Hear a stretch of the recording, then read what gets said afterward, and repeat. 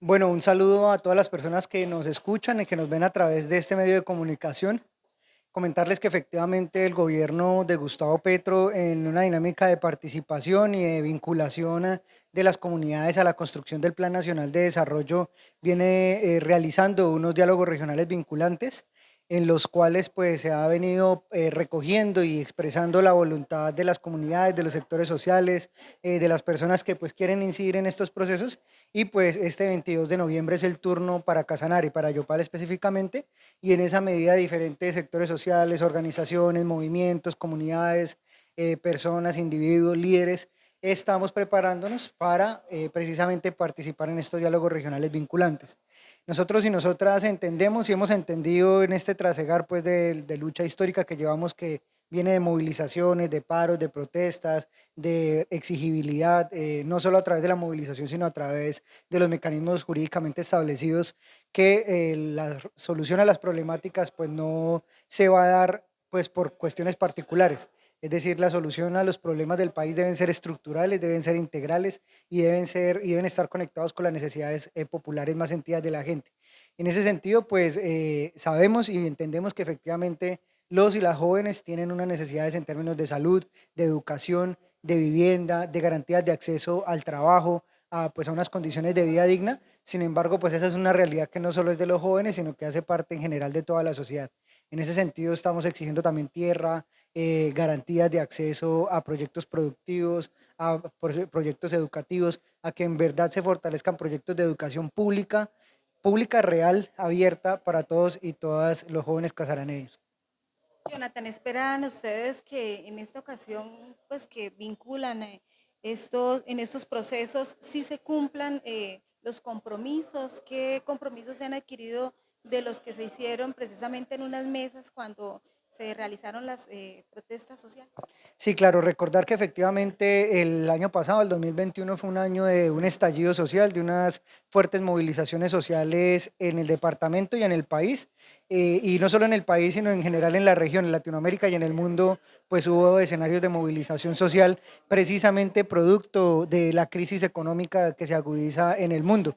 Eh, Producto de estas movilizaciones llegamos a algunos acuerdos, algunos compromisos, algunas agendas con las administraciones locales, departamentales y nacionales en términos de acceso a vivienda, a salud, a educación y a trabajo. Sin embargo, pues digamos que el 90%, 95% de esas exigencias, de esos planteamientos no se han cumplido y ni siquiera se han abordado.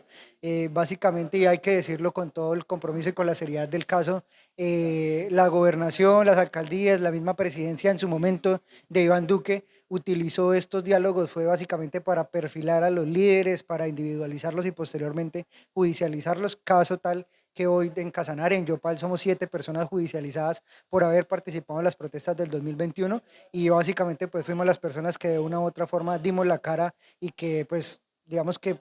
pusimos pues nuestra voz para poder tramitar estas solicitudes y exigencias, pero terminamos fue involucrados en procesos judiciales. Entonces hay que decir que la mayoría de lo que buscamos, de lo que exigimos y de lo que planteamos no se ha cumplido, y que lo que sí se ha cumplido pues es lo que siempre se ha practicado, y es la persecución, estigmatización y judicialización de líderes. Ahora con este gobierno pues evidentemente hay unas esperanzas de cambio, unas esperanzas de que haya, pues digamos unas expectativas de que haya un cumplimiento a esos acuerdos y a esas exigencias. Sin embargo pues también entendemos las profundas limitaciones que tiene, en el sentido de que claro, el presidente es Petro, es progresista, algunos dicen que de izquierda, pero pues no todo el gobierno tiene esa voluntad de cambio. También hay gente que viene de anteriores gobiernos que se mantiene en esos puestos de gobierno y que va a evitar a toda costa que hayan unos cambios verdaderos y reales, cosa que ya estamos viendo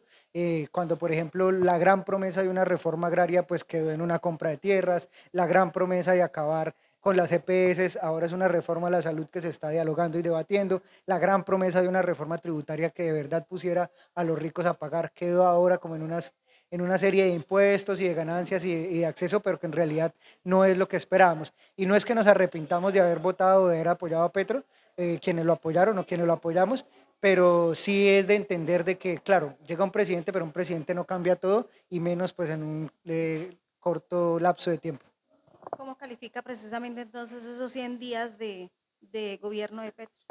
Yo creo que en estos 100 días del gobierno de Petro, aunque es muy prematuro, bueno, no sé quién se habrá inventado, de dónde surgió esa idea de medir 100 días, como si 100 días midiera algo, pero podemos decir que a Petro como presidente le está yendo bien, pues porque ha logrado recoger el sentir de muchos sectores de la izquierda, de los sectores populares, de centro y hasta de la derecha, tanto que los ha puesto incluso a gobernar con él mismo.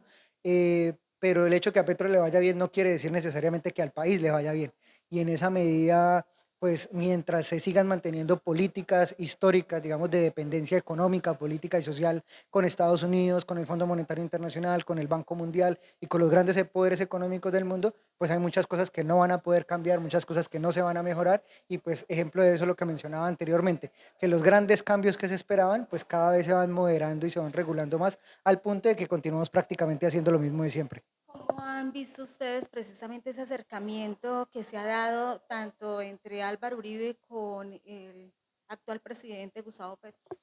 Pues digamos que hay ahí tanto una contradicción como pues algo prácticamente lógico, ¿sí? Si Gustavo Petro habla de la reconciliación, de la democracia, de reencontrarse, de la amplitud, pues evidentemente se va a tener que encontrar con estos sectores que han sido contrarios, incluso de manera violenta, con sus políticas. Sin embargo, es peligroso también en la medida de que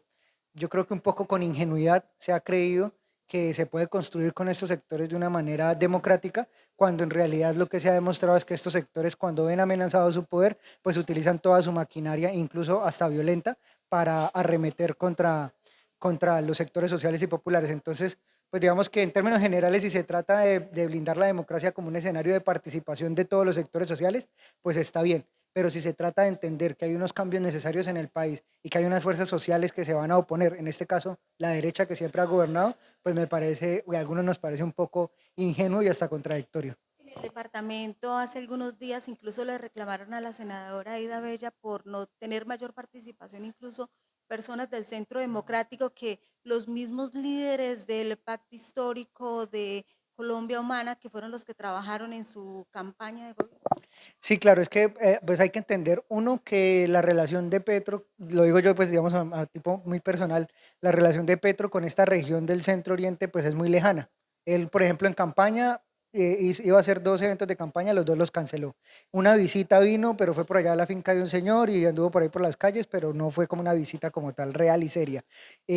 Por ejemplo, y ejemplo también el departamento de Arauca, él nunca hizo campaña allá, él nunca visitó el departamento de Arauca. Incluso casi que pasan los 100 días y ningún funcionario de gobierno visitó el departamento. Entonces, como para entender, y lo mismo el tema del Bichada, lo mismo el tema del Guainía, lo mismo el tema de los Santanderes, casi que Petro se ha enfocado más en la región del suroccidente, en el centro del país, en la costa atlántica, en estos sectores que le han expresado su apoyo, pero la región del centro oriente sí ha estado muy descuidada en términos de las políticas y de la asistencia política que tiene que hacer Gustavo Petro. Entonces, el reclamo es legítimo, yo creo que es legítimo reclamarle al gobierno de Gustavo Petro que voltea a mirar hacia el departamento de Casanare, que voltea a mirar hacia la región oriental del país y que le ponga cuidado y atención a las cosas que están pasando acá. Porque si él no lo hace de manera directa, llegan otros politiqueros históricos que siempre han estado de la mano de la derecha, de otros partidos políticos, se cambian la camiseta, se colocan el pacto histórico y entonces ya hacen parecer como si ellos fueran los verdaderos líderes, y es un poco eso lo que ha venido pasando. Como desde el gobierno nacional no se le pone atención al trabajo político, social, comunitario,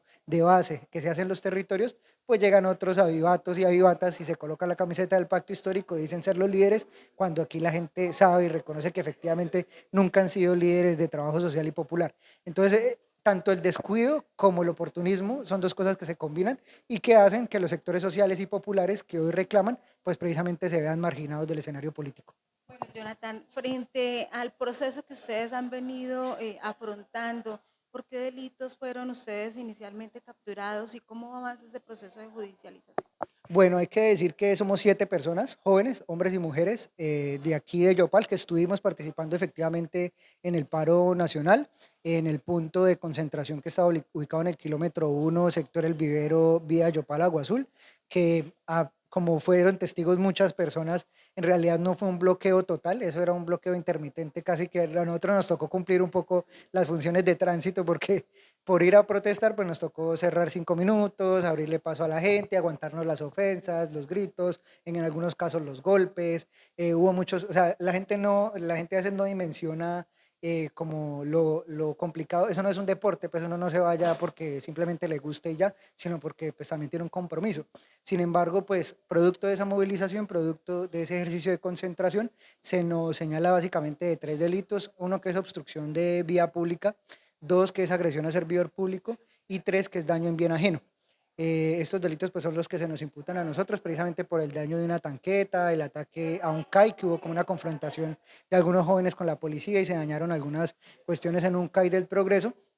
Sin embargo, pues es un proceso que recordemos también en el marco de que se da. Eso hace parte de un plan que se llama el Plan Democracia, que se efectuó justamente días antes de las elecciones de la segunda vuelta presidencial. Y básicamente lo que pues, venían haciendo los medios y la justicia colombiana era decir que el día de las elecciones iba a haber un estallido, iba a salir la primera línea, y iban a dañar las elecciones y que, mejor dicho, se iba a volver una revolución. También se vio publicado en algunos perfiles de las primeras líneas. Pues seguramente habría quien se iba a movilizar o iban a hacer alguna marcha, alguna manifestación o sí, digamos que eso es plenamente legítimo. De hecho, si alguien quisiera marchar el día de las elecciones, que marche, no hay ningún problema. Pero lo que pasa es que la fiscalía utilizó ese argumento para decir: a estos muchachos van a cometer desmanes, busquemos a los líderes de las protestas y aprovechemos y los judicializamos antes de que cometan algún delito o alguna cuestión. Entonces, eso se llamó el Plan Democracia, que básicamente de lo que se trataba era precisamente de garantizar que se desarrollaran las elecciones encarcelando a los líderes de las primeras líneas, de lo que ellos llaman la primera línea, y que protestan pues, en estos escenarios de protesta social. A nosotros nos detienen precisamente esa semana. La mayoría de nosotros no estuvimos retenidos más de 48 horas, más de 36 horas, y en las audiencias pues básicamente lo que pasó es que la Fiscalía presentó sus argumentos porque según la Fiscalía o el ente investigador deberíamos nosotros ser culpables de estos delitos. La juez y el juez que atendió, o los jueces, no sé en realidad cómo haya sido, no conozco cada caso particular, pero en mi caso particular, la juez que atendió el caso dijo que no había mérito para que pues, se me tuviera detenido en un centro carcelario, que podría defenderme en libertad y que pues yo no represento un riesgo para la sociedad, sino que por el contrario, incluso la juez del caso señala que lo que nosotros hicimos fue algo plenamente normal en un ejercicio en donde en todo el país hubo protestas y manifestaciones y que de hecho en Casanare fue de las menos violentas del país. Aquí no fue como en Cali, ni en Bogotá, ni en Medellín, ni en Popayán, ni en otras ciudades donde pues los efectos de la movilización y la represión fue mucho más fuerte, sino que aquí en Casanare de hecho incluso nos mantuvimos casi que 15 o 20 días sin ningún tipo de confrontación, sin ningún tipo de agresión, y que de hecho la primera agresión que hubo, que fue el 28 de abril, fue por parte de la policía en contra de los manifestantes y no en contra de los manifestantes de la policía. Entonces, pues digamos que ahí la juez nos dio razones en términos de decir, bueno, estos muchachos, estos jóvenes no representan un peligro para la sociedad, por el contrario, pues están haciendo una labor social, vamos a permitirles que se defiendan en libertad y el proceso sigue avanzando. Cada uno de los jóvenes, de las jóvenes, tiene su acompañamiento jurídico, alguno personal, algunos colectivos, pero básicamente todos estamos orientados a, pues digamos, garantizar o demostrar delante tanto de la Fiscalía como de la juez que nuestras acciones estuvieron en el marco del derecho de la Constitución y que efectivamente pues son plenamente legítimas y válidas.